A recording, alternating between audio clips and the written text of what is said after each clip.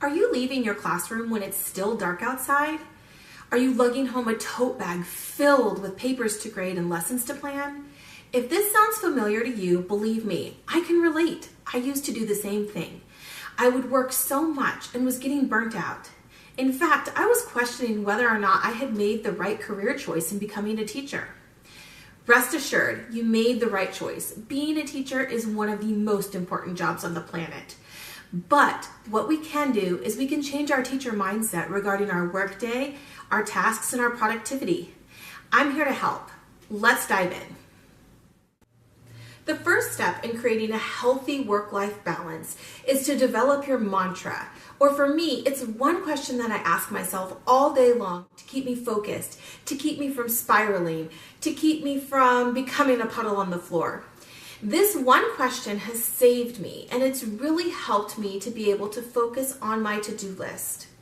That one question that keeps me on track and helps me to get out of my classroom on time is, what do I need to do today to be successful tomorrow? This question helps me to focus on the here and now. It helps to change my mindset.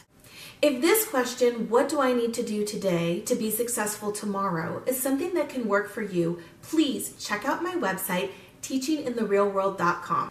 I have free printable PDFs that you can print out and paste all around your classroom.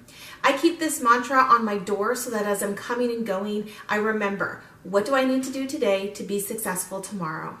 I've got it taped to my desk, my lesson plan book, up by my document camera, and on the keyboard of my laptop. Change your teacher mindset to focusing on the here and now and not worrying about the mile-long to-do list. Remember, it'll get done. It just might not get done today. The second step in creating your teacher work-life balance is to audit your tasks. What I mean by auditing your tasks is that you need to go through and take a good look at the tasks that you're doing each and every day. And you need to think, is this task meaningful? Is it useful? Is it serving me? Or can I get rid of it? Can I refine it? Can I replace it with something more effective? You are in charge of the tasks. The tasks are not in charge of you. Here's a really simple example. Every day when I would come into my classroom after duty, I would look at my classroom library, and it was a mess. It would take me 30 minutes every afternoon to put the library back in order. I had to look at this task that I was doing each day, the time that it was taking up, and I had to think, is this working for me? Is this how I should be spending my afternoons in my classroom? No, absolutely not. So what did I do?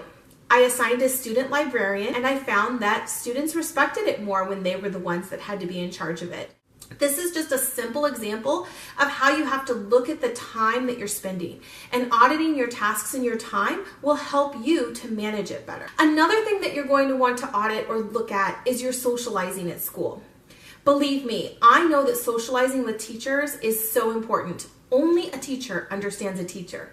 Only a teacher can understand the frustration or the hurt or the emotions that go into every single thing you do with your students every single day. You need your teacher tribe, and you need time to vent to each other, to support each other, and to just be there for one another. However, if you're spending before school, during prep period, and after school socializing with your team or teammates, then what you'll find is that you're losing a lot of time where you can be knocking items off of that to-do list. What I suggest is scheduling your socializing. Now, I know what you're thinking. Who wants to schedule socializing? But I assure you, if you schedule it, it will be more meaningful. If you schedule it, everybody will win because all the teachers will have time to work and get that to-do list knocked down. As a team, we decided something that worked best for our schedules was to sit and eat lunch together twice a week. 2 times a week, we would sit in someone's classroom, we would eat together. No students, no tutoring, no one in at recess, and it became a time where we could really just connect and not have to worry about anything. Now, I understand that for some of you, maybe you don't have a duty-free lunch and you aren't able to do this with your team. I've had a lot of other people say that they went ahead and they took their weekly team meeting and they extended it 15 minutes. That way they could have time as a team to discuss all the extras that they needed to. Or you can take your socializing off campus. Why not go out for coffee or have a drink after work? These are all possibilities. Auditing your time and your tasks is not easy. You'll have to take a really honest look at the things that you're doing each day. But I assure you, if you do this, then you'll find that you have a lot of time freed up during your day to get that to-do list completed and to get home in time.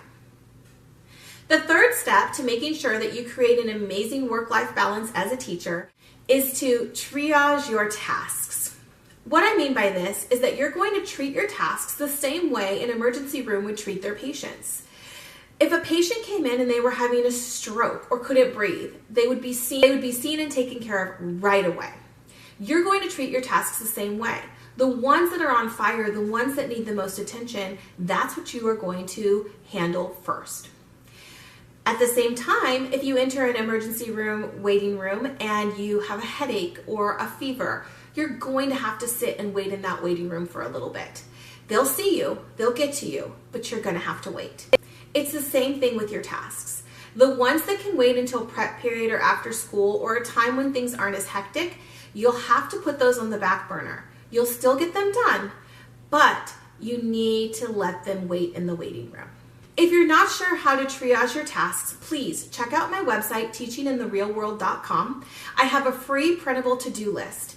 It goes through your entire day and helps you to write out your tasks so that you can make sure you're getting everything done, but you can make sure the most important tasks are being completed first. If you triage your tasks and handle the ones that are most important first, then you will find that you have time to do everything by the end of your day and leave your classroom well before dark. All right, we've gone through the 3 things that I do to make sure that I have a work-life balance and leave my classroom at a reasonable hour. Step 1, adopt your mantra. Please use mine. It's helped me for so many years. What do I need to do today to be successful tomorrow? Remember, you can't tackle that entire to-do list today, but you can get a lot of it done. 2, you'll want to audit your tasks and audit your time. Take a good, hard, honest look at your day. What tasks are serving you and what tasks are hindering you? Remember, you are in charge of the tasks. The tasks are not in charge of you. If something is stressing you out or taking up too much of your time and not reaping a benefit, it's time to refine that task or get rid of it. The third thing that you have to learn to do in managing your time is triaging your tasks. Handle the tasks that need the most attention first. Maybe if you handle these high-stress tasks first, your stress levels will decrease. So triage those tasks and you'll be on your way to leaving your classroom at a reasonable hour. Time for me to head home. It's not dark outside. I've put in my 8 or 9 hour workday. I've done everything that I possibly could and I feel good because I know that I got done whatever I needed to do today so that I could be successful tomorrow. And tomorrow's going to be a great day. So I hope this can help, and I hope that you can visit my website, teachingintherealworld.com, for my free printable PDF to teacher to-do list and mantra. If you want to know more about how I manage my day, please check out my blog post, and happy teaching.